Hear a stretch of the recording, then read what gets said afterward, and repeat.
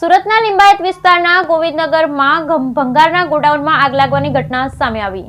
સુરતના લિંબાયત વિસ્તારમાં આગની ઘટના લિંબાયત ગોવિંદનગર ખાતે બની। આગની ઘટના ભંગારના ગોડાઉનમાં ભીષણ આગ લાગતા જોતજોતામાં આગે વિકરાળ સ્વરૂપ ધારણ કર્યું। આગ લાગતા અફરાતફરીનો માહોલ સર્જાયો। આગ લાગતા લોકોનું ટોળું એકત્રિત થયું। સ્થાનિકોએ ફાયરને જાણ કરતા ફાયર બ્રિગેડની ટીમ ઘટના સ્થળે, લિંબાયત પોલીસ પણ ઘટના સ્થળે ફાયર દ્વારા પાણીનો મારો ચલાવી આગ પર કાબુ મેળવવાનો પ્રયાસ। Bureau report Sunil Ganjawala, Surat.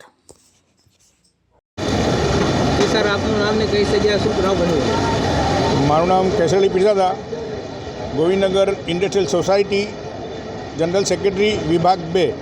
આજ રોજ અહીંયા રાતના 11:15 વાગે રાત્રે શોર્ટ સર્કિટના કારણે ગોવિંદનગર ઇન્ડસ્ટ્રીયલ પ્લોટ નંબર 324માં ભંગારના ગોડાઉનમાં શોર્ટ સર્કિટ થવાના કારણે આગ લાગી હતી, જેને લીધે ફાયરમાં કોલ કર્યું હતું।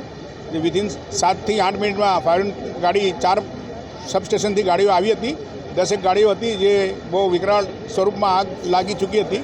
આજુબાજુમાં વિસ્તારમાં બી ફેલાવાનો ભય હતો, પણ ફાયર બ્રિગેડની કામગીરી બહુ પ્રશંસનીય હતી અને તરત જ આવીને આગમાં કાબૂમાં લીધી અને આજુબાજુમાં આગ ફેલાતા અટકાવી અને અહીંયા કોઈ જાનહાનિ થઈ નથી। ભંગારનો વેસ્ટેજ ગોડાઉન સંપૂર્ણ બળી ગયેલ છે। શું કારણ છે? અહીંયા કોઈ ગાડી પસાર થઈ, એના વાયરના લીધે શોર્ટ સર્કિટ થઈ અને શોર્ટ સર્કિટના કારણે આગ લાગી છે। જાનહાનિ થઈ નથી અને અહીંયા જે ગોડાઉન છે પ્લોટ નંબર 326 તે સંપૂર્ણ બળી ગયું છે। હાલ પરિસ્થિતિ આગ બુઝાવી દીધી છે અને સ્થિતિ કાબૂમાં છે। જી, આપનું નામ? सब fire officer Rohit Khalasi, Surat and fire and emergency service. કયો વિસ્તાર છે? શું ઘટના બની હતી? લિંબાયત ગોવિંદનગર ખાતે ઇન્ડસ્ટ્રીયલ એરિયામાં ભંગારનું ગોડાઉન છે રદ્દીનું, એમાં ફાયર થયેલું હતું ને ફાયર થોડું મોટા પ્રમાણમાં હતું। આગ દૂરથી દેખાતી હતી એટલે અમારે 4 ગેટની ગાડીઓ અહીંયા હાજર હતી। લગભગ 7 થી 8 ગાડીઓ હાજર હતી ને ખૂબ જ શોર્ટ સમયમાં અમે આગ ઉપર કાબૂ લઈ લીધો અને આજુબાજુ જે ખાતાઓ છે એમને બચાવી લીધા છે।